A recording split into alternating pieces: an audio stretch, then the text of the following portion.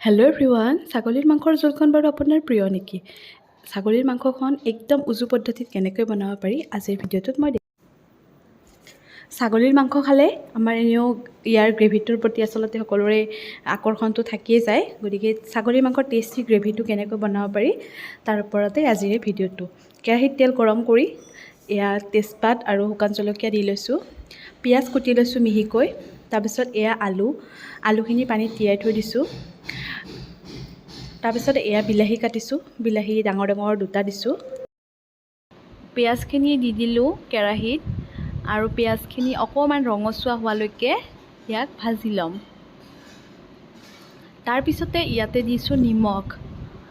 আমি নিমখখিনি আগতেই দি লওঁ। তাৰপিছতে এতিয়া দিছোঁ বিলাহী আৰু বিলাহীখিনি পিঁয়াজৰ সৈতে গলি যোৱালৈকে ইয়াক ভাজি থাকিম।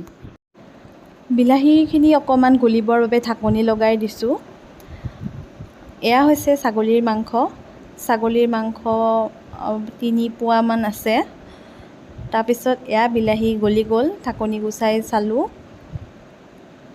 তাৰপিছতে ইয়াতে মাংসখিনি দি দিম। এয়া হৈছে পঠা ছাগলীৰ মাংস। টেষ্টখিনিও মই ইয়াতে দিয়েই দিলোঁ একেলগে। তাৰপিছত ইয়াক লৰাই দিছোঁ।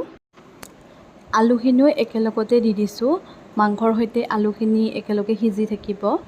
তাৰপিছত অকণমান লৰাই ইয়াতে ঢাকনি লগাই দি দিম। প্ৰায় 10 মিনিটমান সময় এনেকৈ ঢাকি ৰাখি দিম। 10 মিনিটমান পিছত এয়া চেক কৰিছোঁ, মাংসৰ পানীখিনি ওলাইছে।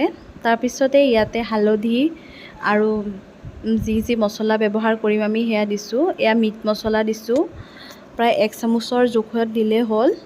এয়া গৰম মছলা, পেকেটবোৰত অলপ অলপে আছিলে সেইকাৰণে গোটেইখিনিয়ে দিলোঁ। তাৰপিছত এয়া হৈছে আদা নহৰু আৰু জলকীয়া এটা পেষ্ট বনাই লৈছোঁ। তাতে শুকান জিৰাও দিছিলোঁ। গোটেইখিনি পেষ্ট বনাই ইয়াতে দি দিছোঁ। তাৰপিছত এতিয়া ভালকৈ লৰাই দিম। মাংসৰ পানী ওলাইছে অকণ অকণ, তাৰ লগত মছলাখিনি মিহলি হৈ গৈছে।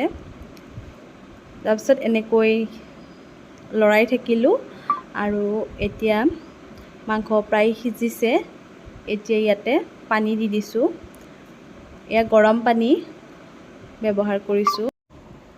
আৰু এইখিনি সময়ত আপুনি যিমানখিনি জোল বিচাৰে সেই হিচাপত পানী দিলেই হ'ল।